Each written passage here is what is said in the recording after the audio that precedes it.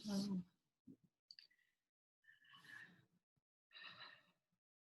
With everything going on in the world right now, with the Black Lives Matter movement, with the passion people are feeling, with the arguing, with the calling out, the people holding up mirrors to others and those that are looking in mirrors, it is easy to feel super energetically connected to these things and super drained from them, to where it feels completely consuming. I personally found myself many times throughout this getting very consumed. I've been feeling lots of times myself getting consumed in the judgment and the anger, being fired up, and I have found myself acting in ways that aren't aligned and calling people out. And what has been very powerful over the last couple of days is just having that conversation of saying, hey, this is how I'm feeling.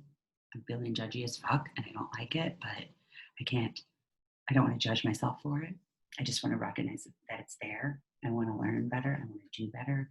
And me having that conversation and sharing I was feeling that has already helped a lot. But also the practice of cutting cords has been really helpful to me for this. And I encourage it to you also because it's so freeing of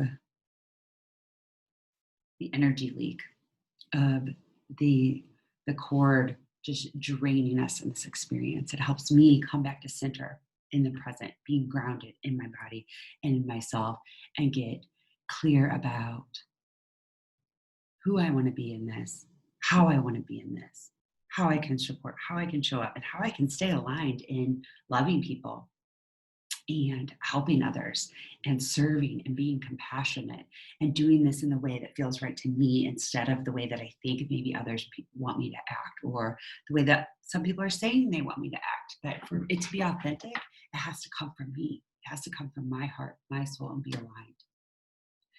And if you're feeling a little bit of that too, I just want you to know that you are not alone. And it might be a really powerful practice for you to try cutting some cords around this, knowing that cutting cords does not mean that you don't care, that you are not still passionate, that you are not still impacted by what's going on. But it's going to allow you to be here, holding space for others, taking up space in the way that you're guided without taking it all on. It's another beautiful way when we talk about the foundational works of grounding, protection, and boundaries. It's about creating those boundaries. It's about protecting yourself. It's allowing you to be grounded in your body in this moment and be safe in doing that. And so I'm finding cutting cords like really, really important practice. To not say, and really knowing in the knowledge that cutting cords is not like, oh, I'm just going to go back to business as usual.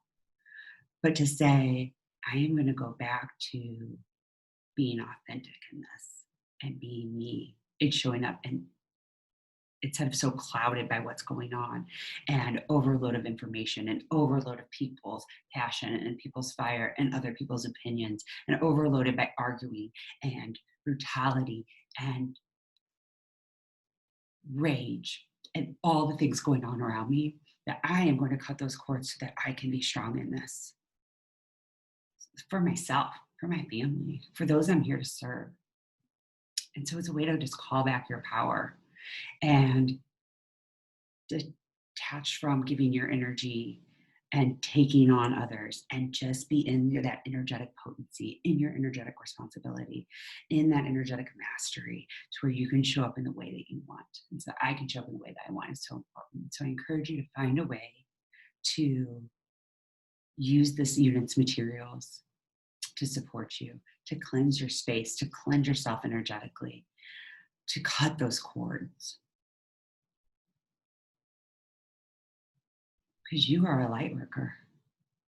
You are an empath. You are being impacted by this as an empath. And as a light worker, you are being called on to rise up. And the way that you rise and the way I rise, it's going to look differently, but you are being called to rise in your own way. And whether it's sending out love and light, whether it's praying, whether it's taking action, through writing, through speaking, through protesting, whatever that looks like for you. How are you going to know what's authentic and aligned if you don't, for a moment, cleanse and come back to center, to detach from everything, so that you can tap in and say, what is true for me? How do I take care of me throughout this? How do I take care of the world and this movement and what's important to me in this?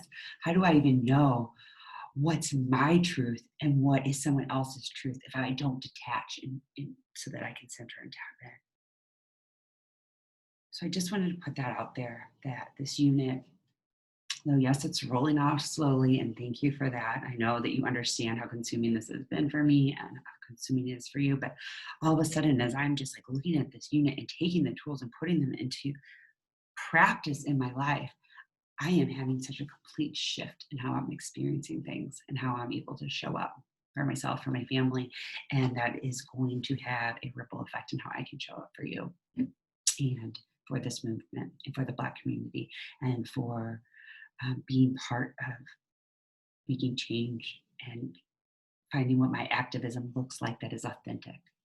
And so I encourage you to dive into this unit with me, start using them in the way, these tools in the way that feels right.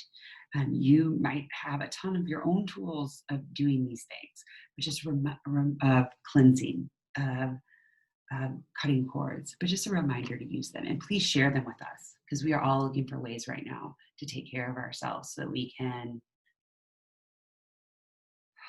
experience our own light, so that we can be a light. So please let's share. Let's start talking and let's start sharing and cut some cords, cleanse your energy. Let's take care of us and be here for each other. I love you so much and I'm so grateful you're here.